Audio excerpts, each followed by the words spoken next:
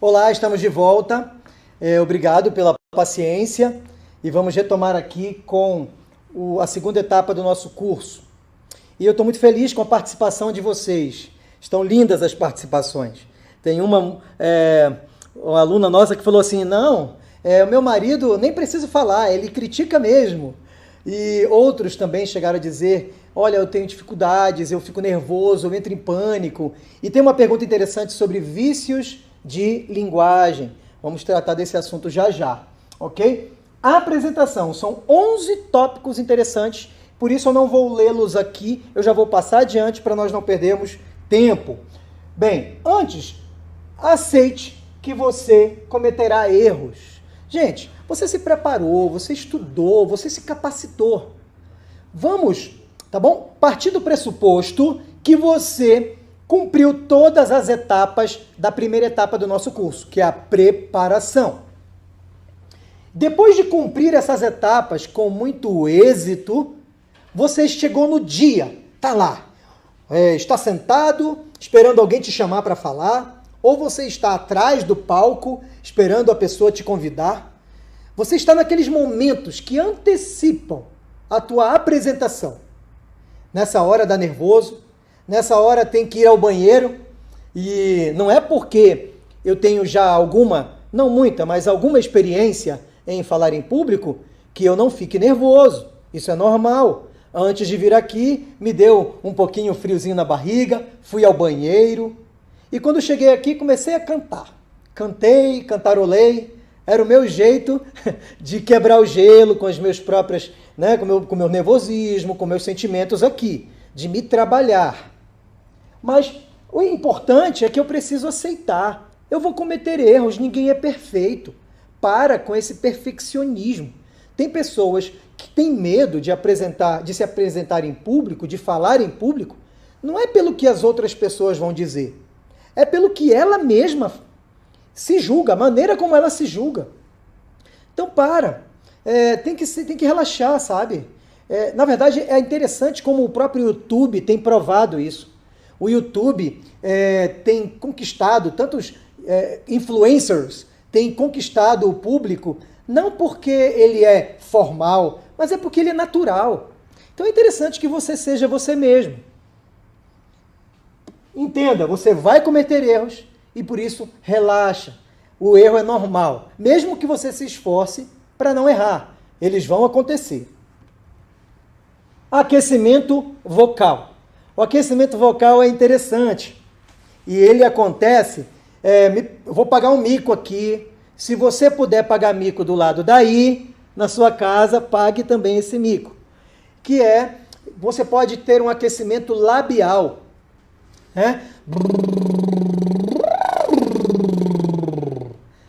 Tá rindo de mim, né? Pois é desse jeito. Ó. Você faz a oclusão e deixa relaxada essa musculatura aqui.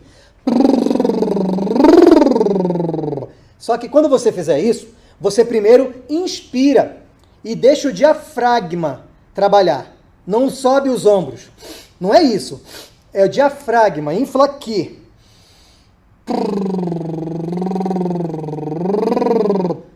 Ok? Tá bom de pagar esse mico, né? Mas além desse, tem a musculatura facial.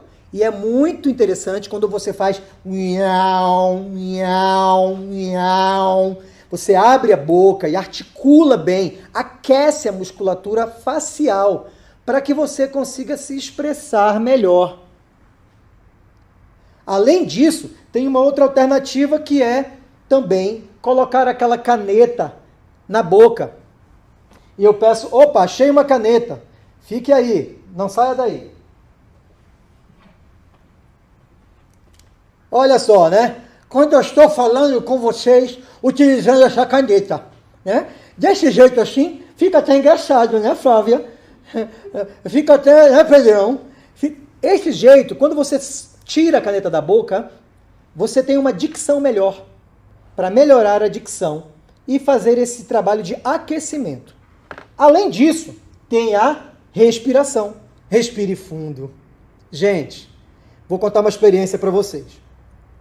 Eu já era macaco velho de falar em público, quando em 2012 eu fui fazer a minha defesa da dissertação do mestrado. E eu tinha muitos amigos da universidade, amigos do movimento social, né? E da comunidade também, da igreja, todo mundo junto, e eles souberam do dia da minha defesa, e ela aconteceu no auditório da universidade. Quando eu chego lá, tinha mais ou menos 80 pessoas para minha defesa.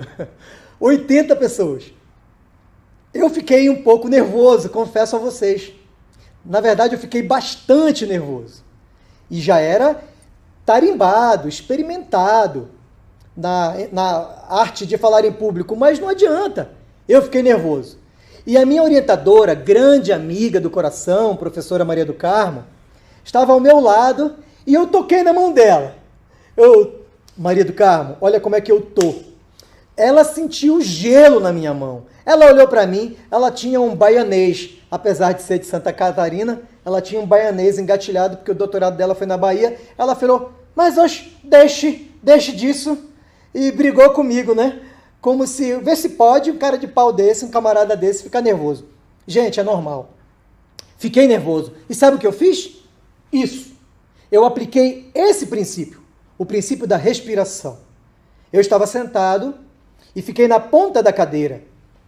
Igual aqui, ó.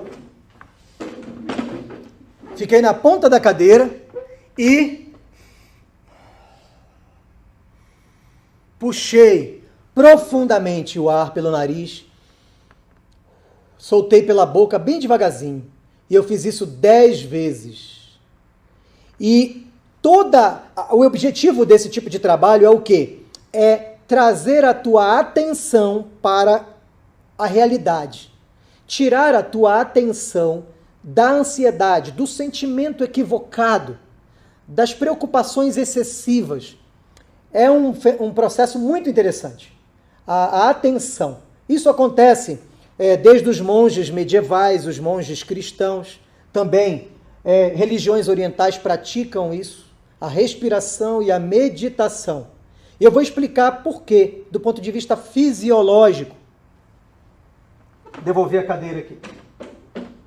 Do ponto de vista fisiológico, gente, a rede neural que cumpre o papel, né, de trabalhar a questão emocional, onde as emoções estão alocadas ali, a rede neural, ela tem, claro, uma sede aqui, mas ela se expande, está concentrada na região abdominal.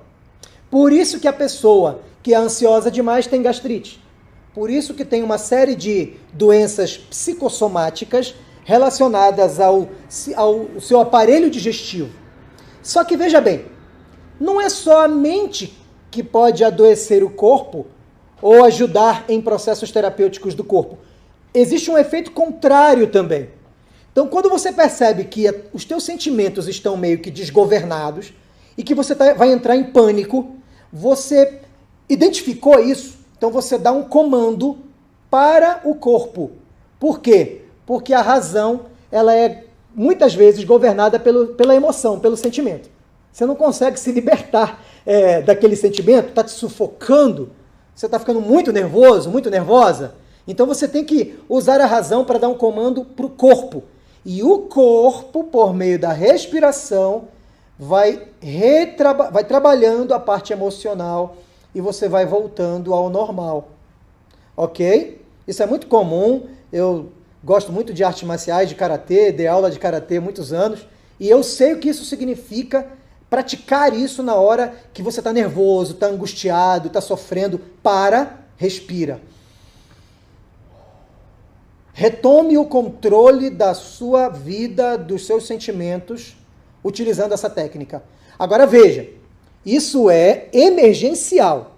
Isso não substitui um processo terapêutico se você tem algum trauma, algum gatilho mental que foi ativado por um trauma da tua vida e que te causa pânico na hora de falar em público. Tudo bem? O que eu falei agora é emergencial. Não substitui terapia caso isso seja necessário. Dito isto, vamos agora aos 11 conselhos para falar bem em público. Primeiro, olha só esse personagem da nossa cultura brasileira, né? Olha aí. É o Falcão, né? Falcão? É o Falcão, isso mesmo. Cuidado com o que você veste. Eu já vi pessoas que queriam falar em público e quando eu olhava, a pessoa entrava com uma roupa tão um negócio tão forte, ou às vezes sensual demais, um decote exagerado, ou aquele moço que gosta de uma calça mais acochada, parece que vai para o show de sertanejo, né? E aí a atenção das pessoas se perde.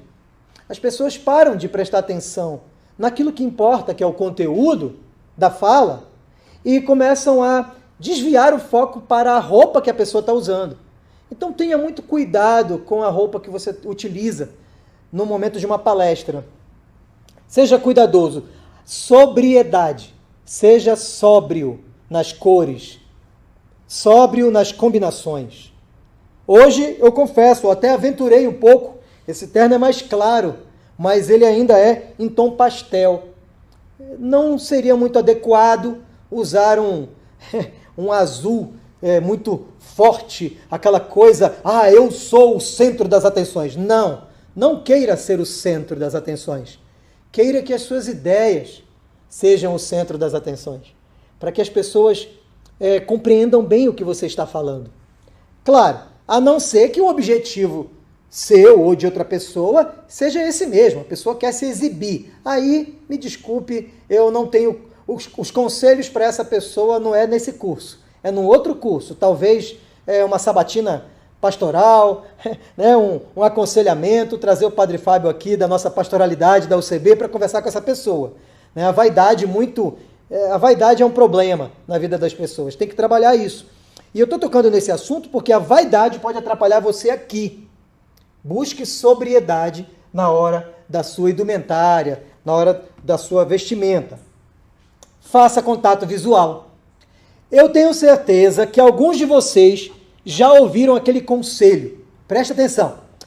Quando você está nervoso diante das pessoas, não olha para a plateia, não. Olha por cima da cabeça das pessoas. Já ouviu isso, Flávia? A Flávia já ouviu, acho que vocês já ouviram também. Gente, eu não concordo com essa técnica. Não concordo. Eu trago a experiência do teatro. Uma das técnicas mais fortes de desinibição, de trabalhar um pouco o nervosismo, a timidez no teatro, são técnicas e dinâmicas corporais e de visualização. A gente se olha nos olhos. Olhe para as pessoas. Eu já palestrei para públicos com mais de 200, 300, 400 pessoas, e ali, quando eu olho para aquela pessoa lá no meio, mesmo que tenha 10, 20 ao redor daquela pessoa, mas eu olho nos olhos dela. Eu estou preocupado em comunicar para cada pessoa que está na minha frente. Correto? Então, é importante que você tenha isso. Encare. Para que ficar fugindo? Não, olhe para as pessoas. Sorria. Vou falar disso já já. Tenha contato visual. E olha só essa técnica. Inclusive é uma técnica utilizada quando você realmente quer valorizar o que uma criança diz. Você olha nos olhos e desce a altura dela e conversa com ela. Isso vale a pena também quando você está olhando para as pessoas e permitindo que elas percebam que você está olhando. Há ali uma troca. Acontece uma sinergia, algo maravilhoso entre você e o público. Então, quebre a quarta parede. Quebre essa quarta parede. Se comunique efetivamente com as pessoas com o seu olhar. Sorria e cultive o bom humor. Né? Salton Mello aqui, maravilhoso, né? Maravilhoso. É interessante que você sorria para as pessoas e cultive o bom humor. É claro, se você vai palestrar sobre algo que é muito sério, não dá para você ficar brincando de stand-up na hora da palestra. Eu já vi gente assim. Queria quebrar o gelo com as pessoas, com o público, e começava a fazer umas piadas nada a ver. Piadinha nada a ver. E aí fazia piada e depois queria que as pessoas ainda seguissem o fluxo da sua palestra. Não. Se você for fazer algum gracejo, falar algo interessante, engraçado, faça isso dentro do tema da sua palestra. perguntando se para evento online tem sempre que ficar olhando para a câmera, então, ou ela pode interagir, mas tem que sempre, ela não pode deixar o foco, ou tem que ficar só na câmera? Olha que pergunta maravilhosa. É Gabi? Isso, Gabi Lopes. Gabi Lopes, obrigado pela sua pergunta. Olha, eu estou aqui olhando para essa câmera, imaginando que eu estou olhando direto nos olhos de vocês. Direto nos teus olhos.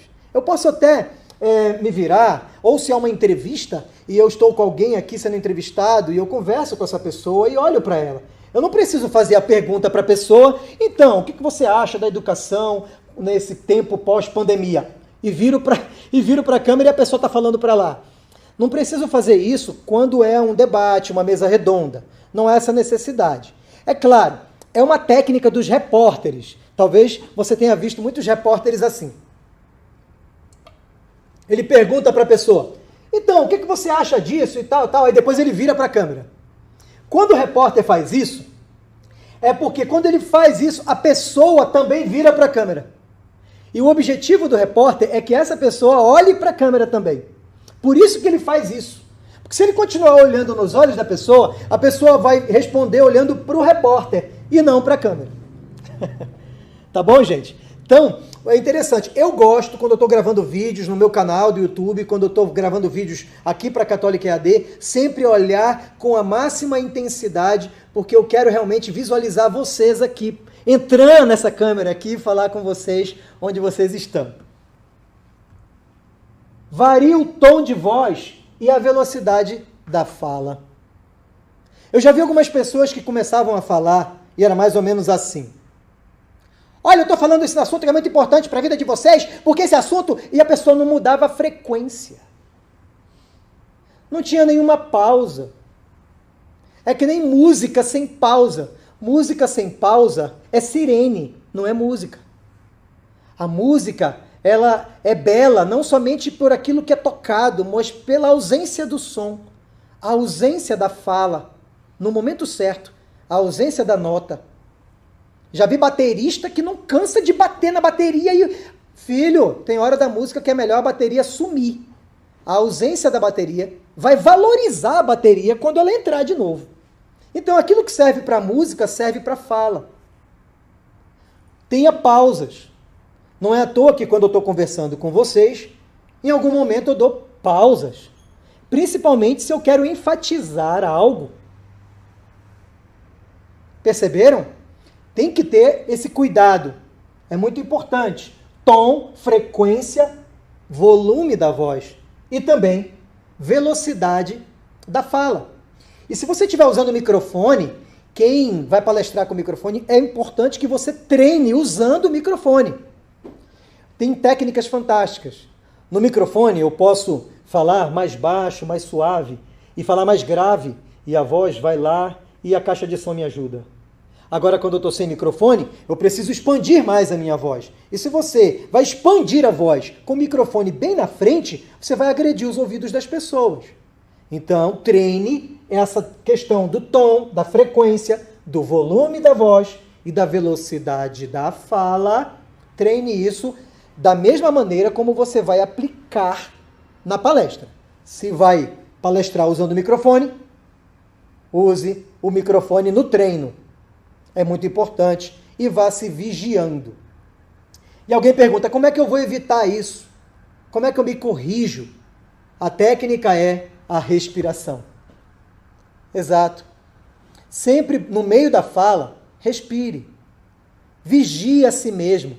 Eu estou conversando com vocês, mas eu estou consciente que a minha mão direita está pegando no meu terno e eu estou usando essa expressão para me comunicar com vocês.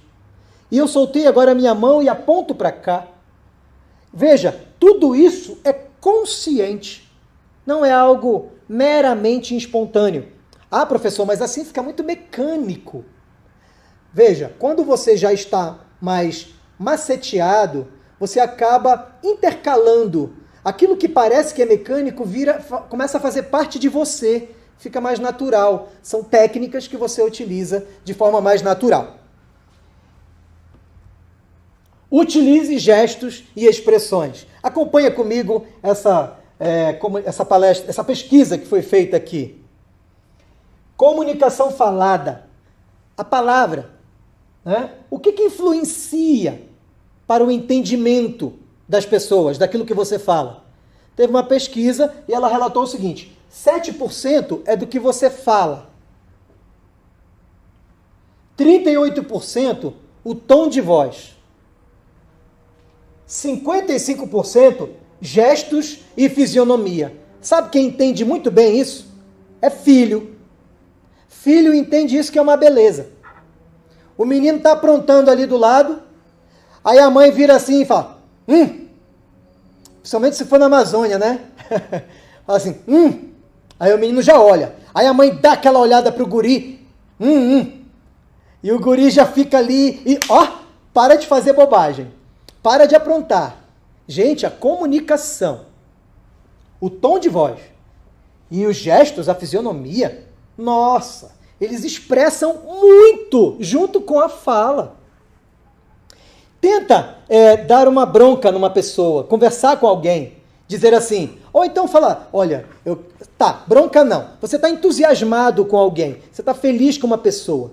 Essa pessoa vem, olha, eu ganhei um carro, ou eu comprei o meu carro e tal. Aí você vira para a pessoa e fala, eu estou muito feliz com a sua conquista. Parabéns, porque você ganhou o carro. A pessoa vai olhar para você e falar assim, credo, nem disfarça, invejoso. Né? A pessoa vai achar que você está com inveja porque ela comprou o carro. Agora, se você se comunica com todo o pacote da comunicação, que é a entonação da voz correta, apropriada, e os gestos, fisionomia, a pessoa vai realmente entender que você está feliz. Inclusive, é geralmente isso que pega ato falho, né? Quando uma pessoa não está sendo sincera com você. Nesse momento eu lembro até daquele canal Metaforando. É muito famoso, eu não estou ganhando por indicar o canal, não. Mas o canal Metaforando ajuda a gente a entender como que as expressões em algum momento podem negar aquilo que a pessoa está dizendo, se há contradição entre as expressões e a fala. Olha só, se expresse. É muito bonito quando você tem um orador, uma oradora palestrando e ela sabe, ela não tem medo de usar o seu gestual. O público capta mais aquela mensagem. Se possível, caminhe quando fala. Confesso a vocês, eu sou um andarilho. Eu sou um orador Forrest Gump. Porque eu quero andar pelo palco. Aqui hoje eu não posso andar tanto. Eu tenho aqui um limite. Né? O Pedrão vai até dizer para mim, qual é o limite, Pedro? É aqui? Cheguei no limite? Passei do limite, olha só. Eu tenho um limite aqui. Nesses momentos, quando você tem um púlpito fixo, com um microfone fixo, não dá para você andar para todo lado.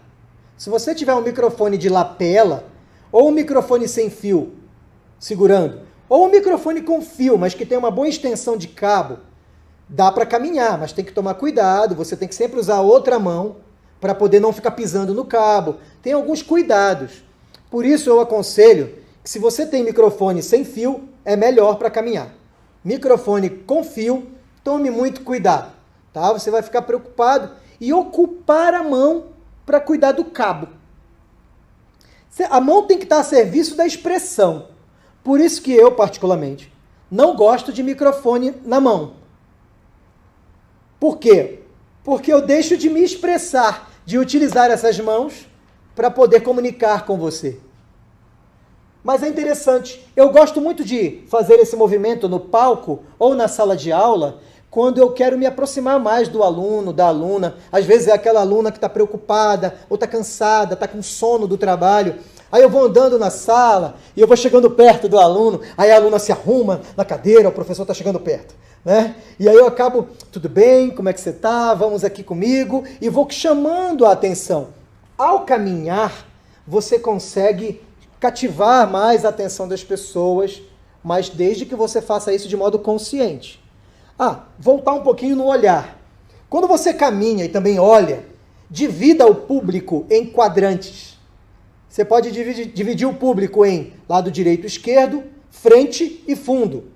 Então, quando você estiver falando, se comunicando, gesticulando, olhe para as pessoas o quadrante da frente, o quadrante de trás, se comunique com as pessoas, deixe que eles percebam que agora a sua atenção está lá no fundo. Não, agora está aqui na frente. É muito interessante, o público responde bem a esse método. Evite vícios de linguagem. E alguém pode me perguntar, como já aconteceu aqui, como evitar isso? Gente, a segunda vez que eu estudei oratória na minha vida, eu fui convidado, olha, acabei de cometer um vício de linguagem. Acabei de cometer. Nós geralmente cometemos esses vícios quando queremos nos lembrar de algo. Estão entendendo? Eu fui fazer um trabalho para aquela disciplina de homilética, né, de oratória. Chegando lá, eu tinha que gravar a mensagem pregada. E eu gravei a mensagem pregada. Chegando em casa, eu tinha que transcrever e contar os vícios de linguagem. 73 né.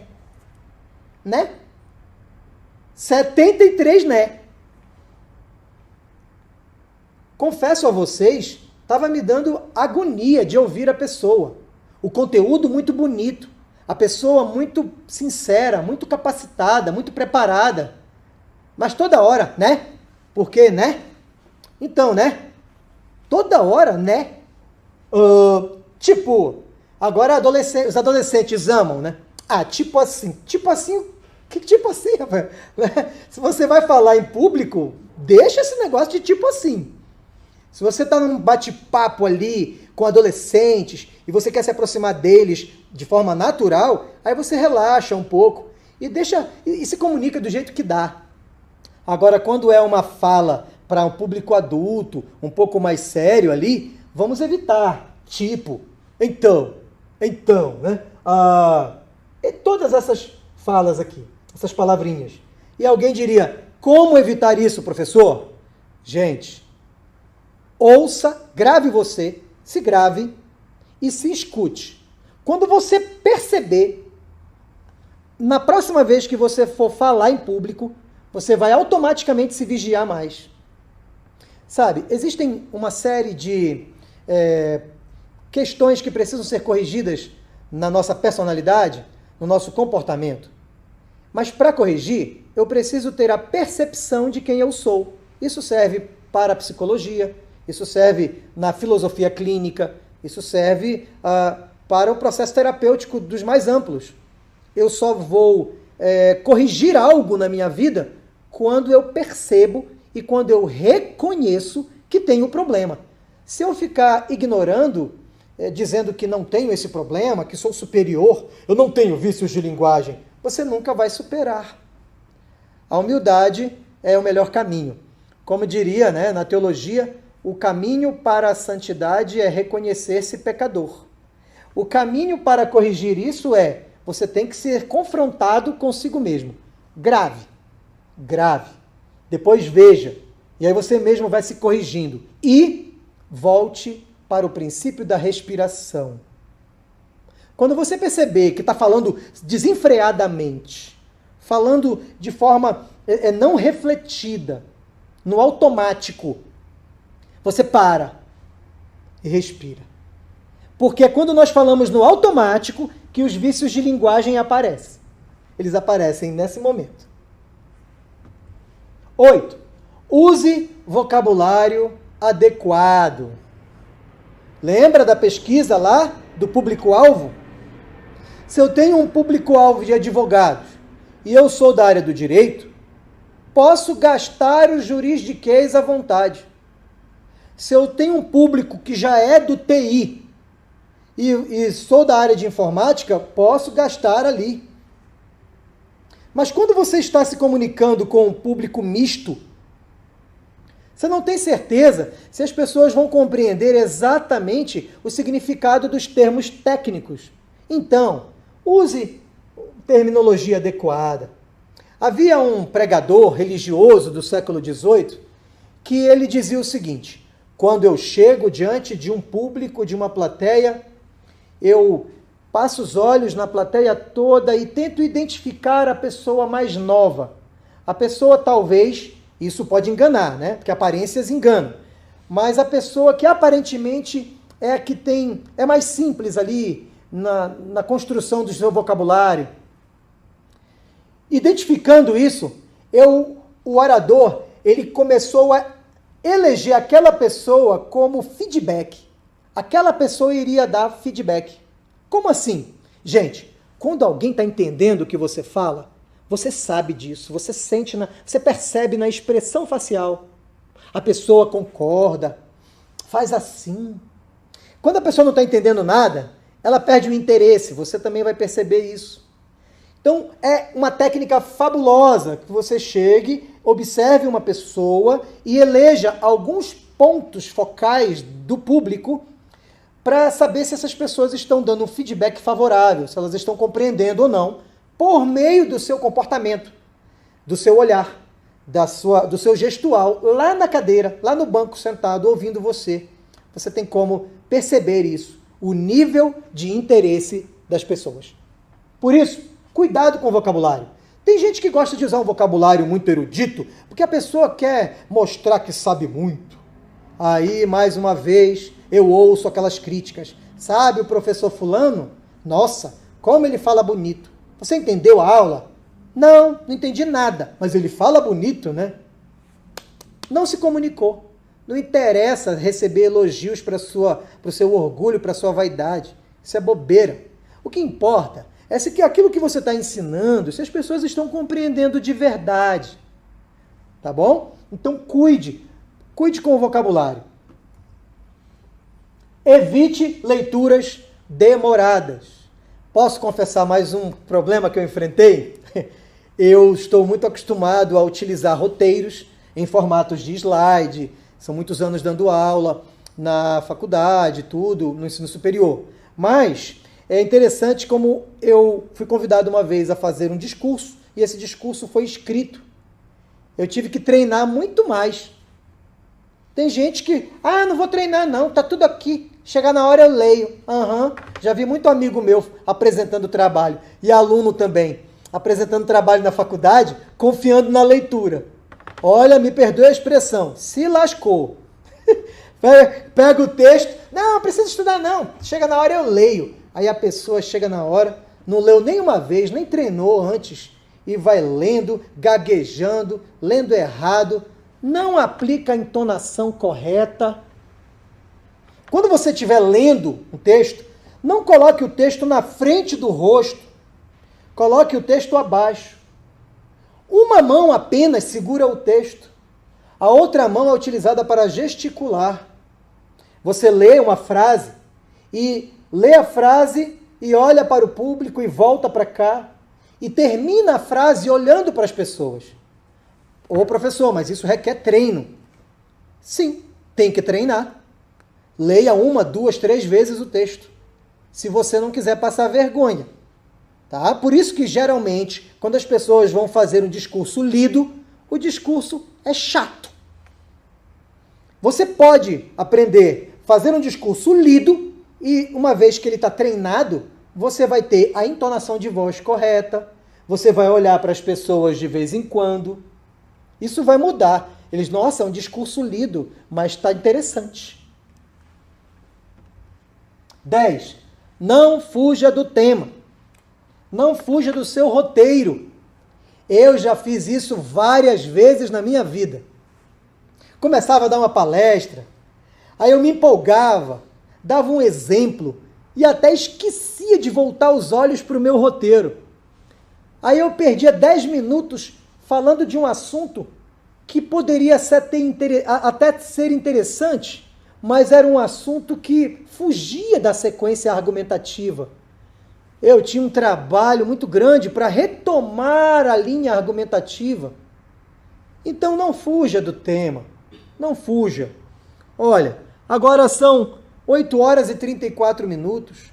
Eu estou concluindo esse curso com muita alegria aqui com vocês, feliz de ter contribuído com a vida de cada aluno, cada aluna. E você que talvez não seja aluno da Católica EAD ainda, mas vai ser, E eu estou cumprindo o horário do meu planejamento. Por quê? Porque eu não saí do roteiro.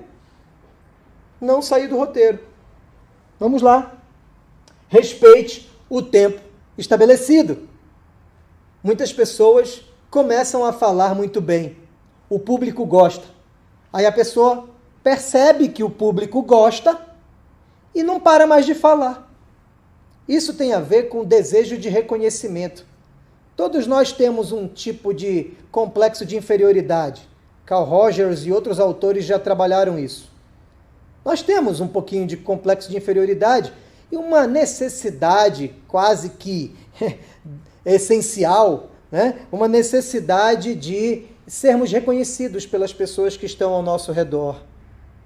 E aí o camarada começou a falar, falou 5 minutos, 10 minutos, e ele viu que o povo gostou, aí ele quer falar meia hora, mas não era para falar meia hora. Foi programado para falar 15 minutos.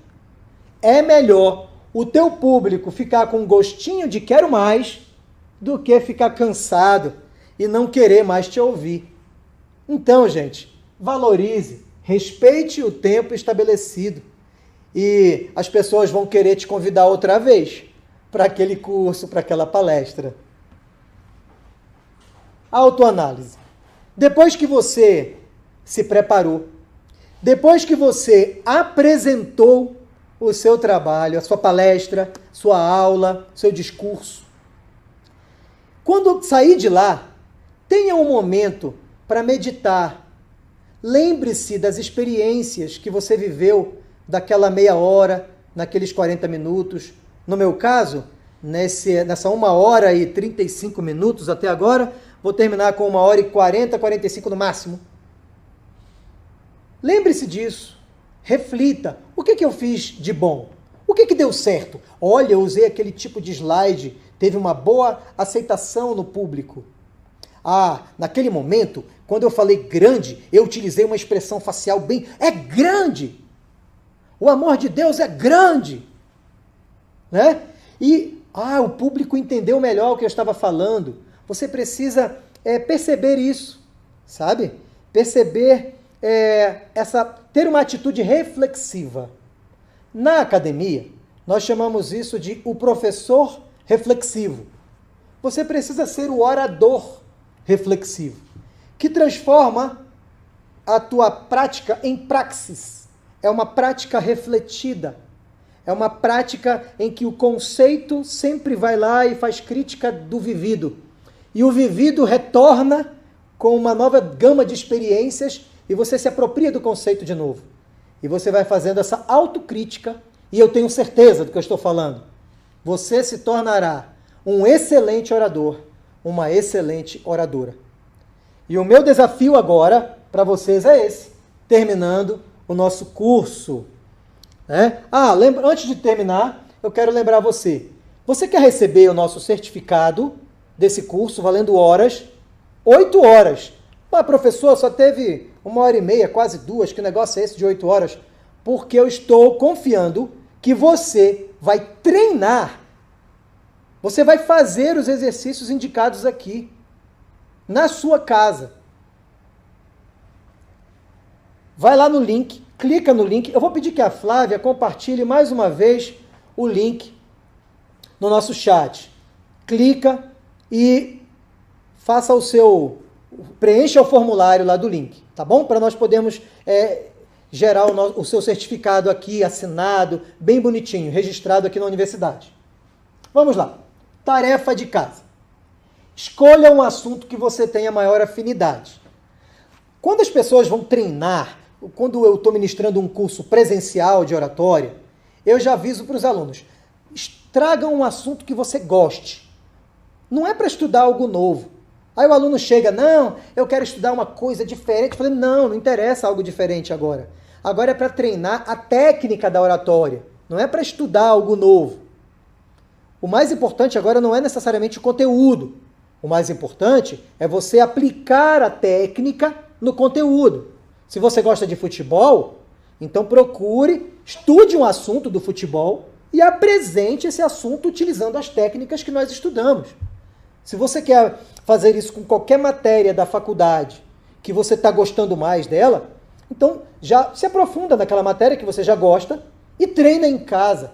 Imagine, né? Simule uma situação real de convite. Ah, dessa vez eu vou preparar um discurso para uma sala de aula. Dessa vez eu vou preparar um discurso lá para o movimento social, lá para as comunidades eclesiais. Dessa vez é um discurso lá para a catequese, para o discipulado, ou para a homilia na comunidade, na igreja. Não, é na empresa. Dessa vez faz de conta que eu estou dando um treinamento na empresa. Como é que eu vou fazer? Então simule, crie situações simuladas e prepare o discurso adequado para cada situação dessa. É um excelente treinamento. Crie o roteiro e treine sua fala, seguindo as dicas deste curso. Não fuja dos convites. Aqui teve um pequeno detalhe, mas não tem problema. Não fuja dos convites. É o último conselho que eu quero dar para vocês, terminando esse curso. Você precisa prometer para si mesmo que você não vai mais fugir de um convite que você receber para falar em público. Mesmo que você esteja com medo, mesmo que você esteja extremamente preocupado, não se preocupe. Se você cometer erros, seja bem-vindo ao meu time. O time daqueles que não tem medo de errar e, por isso, recebem feedbacks e vão aperfeiçoando no caminho. Somente aquele que não tem medo de errar se aperfeiçoa. Ok? Esse é o desafio que eu faço a você. Tem muita gente pedindo a parte 2, hein, professor? Já estão pedindo a parte 2 do curso? A segunda parte do curso. Olha só! Interessante. A parte 2 precisa ter uma aplicação mais prática do que nós estamos fazendo aqui. Eu me comprometo agora com vocês, diante dessas testemunhas, que vou preparar um momento desses e talvez pelo Teams, né? Talvez pela plataforma Teams, vocês vão poder... eu quero ver vocês. A parte 2 é eu vendo vocês. Vocês preparando discursos de 3 a 5 minutos.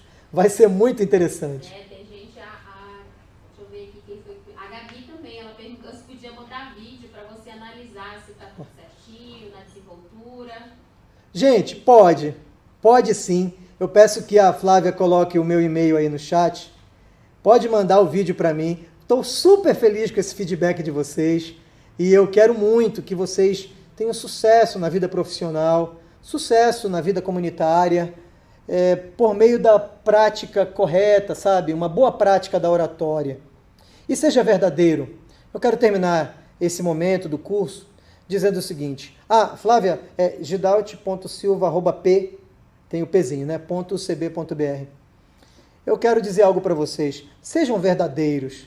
Não façam questão de fingir uma pessoa que você não é diante do público, porque eles vão perceber. As pessoas vão sentir que você está fingindo. Melhorar a sua oratória, a sua técnica, a sua retórica, né? Melhorar essas técnicas não significa deixar de ser quem você é. Você parte de quem você é e vai aperfeiçoando a técnica, mas sempre com sinceridade, com integridade e com muito amor, com muita paixão pelo que você faz. Tá? Desejo do meu coração que vocês tenham uma semana abençoada, né? No próximo sábado agora temos a campanha, lançamento da campanha da fraternidade aqui no auditório da UCB. E quem puder, quiser estar presente, pode vir. As medidas serão tomadas aí, preventivas, com relação ao Covid-19. E também lançaremos aí o curso de teologia, o curso de gestão paroquial e de projetos sociais. Vai ser lançado esse curso. E também o curso de filosofia, que já faz parte do nosso portfólio de cursos e outros tantos cursos da Católica EAD. Ok? Um beijo no coração de vocês e eu fico por aqui. Muito obrigado.